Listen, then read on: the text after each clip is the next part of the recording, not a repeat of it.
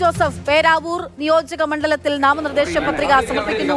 KPCC അധ്യക്ഷൻ Sunny Joseph KK ശൈലജയെ തോൽപ്പിച്ചാണ് അദ്ദേഹം പേരാവൂർ നിയോജക മണ്ഡലത്തിൽ അധികാരത്തിൽ ഏറുന്നത്. ഇത്തവണ വീണ്ടും KK ശൈലജ പേരാവൂരിലേക്ക് എത്തുകയാണ്.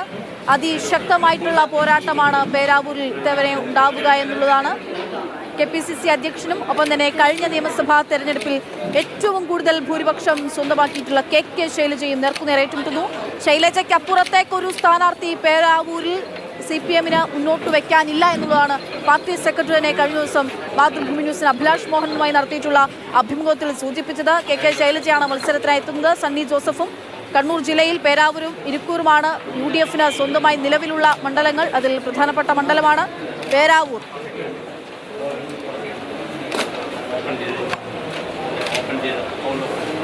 പേരാവൂർ നിയമസഭാ മണ്ഡലത്തിൽ KPCC അധ്യക്ഷൻ നാമനിർദ്ദേശ പത്രിക സമർപ്പിക്കുന്നു.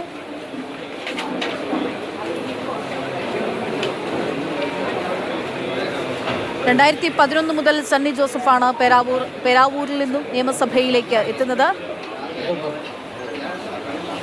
2006 KK ശൈലജ നിയമസഭയിൽ എത്തിയത് പേരാവൂർ നിയോജക മണ്ഡലത്തിൽ നിന്നും. പിന്നീട് 2011 സണ്ണി ജോസഫിനോട് പരാജയപ്പെടുകയാണ് ഉണ്ടായത്.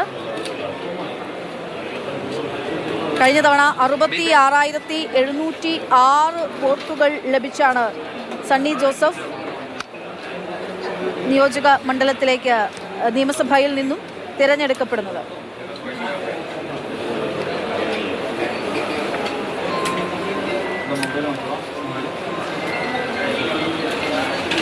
എല്ലായിടത്തും ഇടതു തരംഗം ആഞ്ഞടിച്ചപ്പോഴും അങ്ങനൊന്നും പോലും ഏൽക്കാതെ വളരെ സ്മൂത്തായി തന്നെ ജയിക്കാൻ സാധിച്ചിരുന്നു പേരാവൂർ സ്ഥാനാർത്ഥിയായി നാമനിർദ്ദേശം ചെയ്യപ്പെട്ടിരിക്കുന്നതിനാൽ നിയമമനുസരിച്ച് സ്ഥാപിതമായിട്ടുള്ള ഇന്ത്യൻ ഭരണഘടനയോട് ഞാൻ യഥാർത്ഥമായ വിശ്വാസവും പൂർവ്വമുണർത്തുകയും ഇന്ത്യയുടെ പരമാധികാരവും അഖണ്ഡതയും ഞാൻ നിലനിർത്തുമെന്നും ദൈവത്തിന്റെ പേരിൽ സത്യം ചെയ്യുന്നു.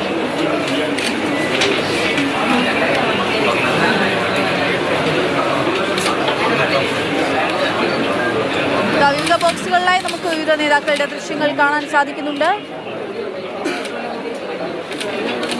ഇപ്പോൾ ആദ്യ ദൃശ്യം സണ്ണി ജോസഫ് KPCC അധ്യക്ഷൻ നാമനിർദ്ദേശ പത്രിക സമർപ്പിക്കുകയാണ്. രണ്ടാമത്തെ ദൃശ്യം മനസ്സിലാക്കുന്നത് PC വിഷ്ണുനാഥ് ആണ് എന്നുള്ളതാണ്. വന്ദനാദാസിന്റെ അമ്മയുമായിട്ടാണ് അദ്ദേഹം സംസാരിക്കുന്നത് മനസ്സിലാക്കുന്നത്. രാജീവ് ചന്ദ്രശേഖറിന്റെ ദൃശ്യം നമുക്ക് കാണാം. ചാണ്ടി ഉമ്മൻ പുതുപ്പള്ളിയിൽ നാമനിർദ്ദേശ പത്രിക സമർപ്പിക്കുന്നു.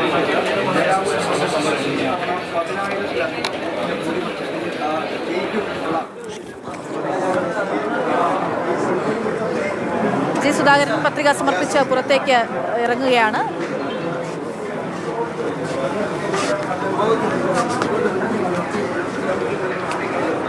വിവിധ ഇടങ്ങളിൽ നിന്നുള്ള ദൃശ്യങ്ങൾ നമുക്ക് മുന്നിലേക്ക് എത്തുകയാണ്. അങ്ങനെ ചിത്രം കുറച്ചുകൂടി വ്യക്തമായിക്കൊണ്ടിരിക്കുന്നു എന്നുള്ളതാണ്.